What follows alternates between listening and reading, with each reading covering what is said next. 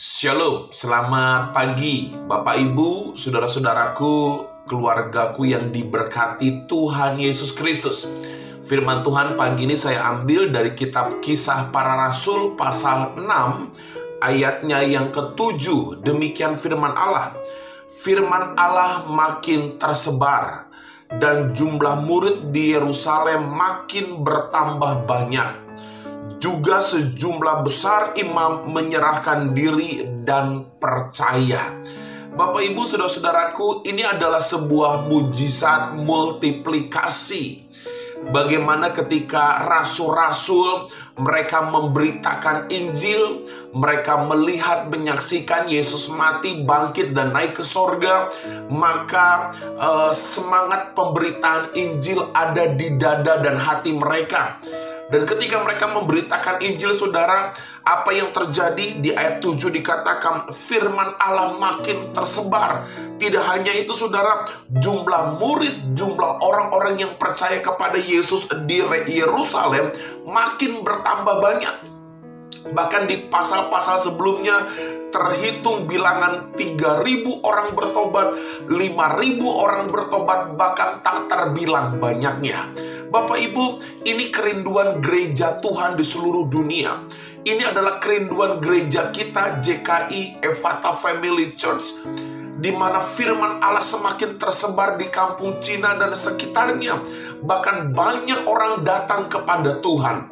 Saudara, yang jadi masalah adalah kenapa Tuhan izinkan begitu banyak jiwa-jiwa diselamatkan dan bertobat melalui pemberitaan firman yang dilakukan oleh rasul-rasul. Saudara, saya mendapati di sana ternyata, saudara, ada 3 hal penting yang rasul-rasul lakukan, khususnya di dalam Kisah Rasul pasal yang ke-6, yaitu rasul-rasul melakukan sikap-sikap yang luar biasa, sehingga Tuhan memberikan mereka kesempatan menikmati mujizat multiplikasi. Yang pertama, saudara, di pasal 6 ayat 1, judul perikopnya dikatakan 7 orang dipilih untuk melayani orang miskin. Saudara, yang pertama, kenapa terjadi multiplikasi? Yang pertama, saudara, karena ada perekrutan pelayan Tuhan. Karena ada orang-orang yang mau melayani, saudara. 12 rasul tidak bisa sendiri. 12 rasul tidak bisa menangani itu sendiri. Hanya 12 orang. Mereka perlu orang-orang lain untuk membantu dalam pelayanan. Sama di gereja-gereja, tidak cukup hanya pendeta saja melayani, menjangkau jiwa. Maka perlu ada perekrutan, maka perlu ada pendelegasian jemaat untuk bisa melayani pekerjaan Tuhan. Saudara, gereja yang sehat adalah gereja yang melahirkan pelayan Tuhan. Gereja yang sehat adalah gereja yang melahirkan hamba-hamba Tuhan.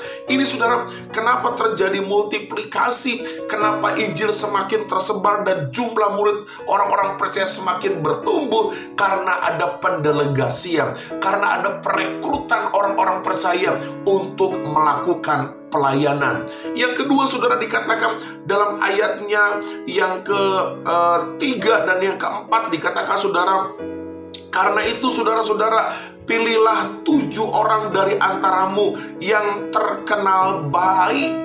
Saudara, yang kedua, bagaimana supaya terjadi multiplikasi dan Injil semakin tersebar, saudara? Maka yang pertama dikatakan harus ada pendelegasian, harus ada perekrutan pelayan Tuhan. Yang kedua, harus diperhatikan sikap hidupnya terkenal baik. Saudara, pelayanan yang sesungguhnya adalah hidup kita menjadi berkat bagi sesama. Saudara-saudara sekalian, percuma kita pelayanan, percuma kita menyanggupi dalam pelayanan, tetapi kita tidak terkenal baik. Artinya apa, saudara? Kita jadi batu sandungan bagi yang lain. Kita tidak menjadi berkat bagi yang lain. Kita jahat, saudara. Yang kedua, kenapa Injil tersebar?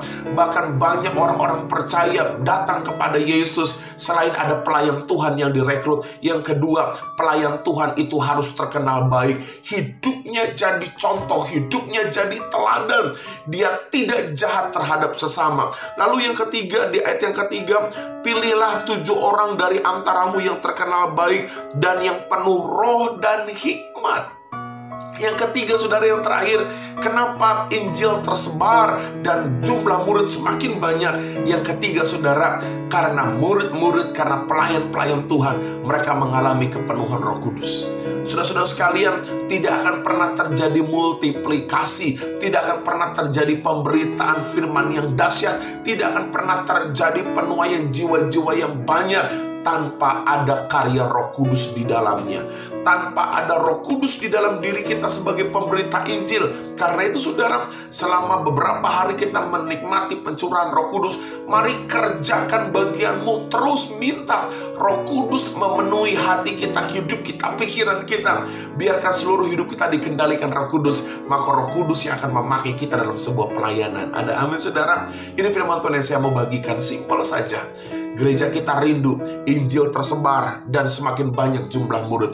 Yang pertama, harus ada perekrutan pelayan Tuhan. Yang kedua, pelayan Tuhan harus terkenal baik, bukan orang yang jahat. Dan yang ketiga, pelayan Tuhan harus penuh dengan Roh Kudus. Shalom, Tuhan berkati kita semua.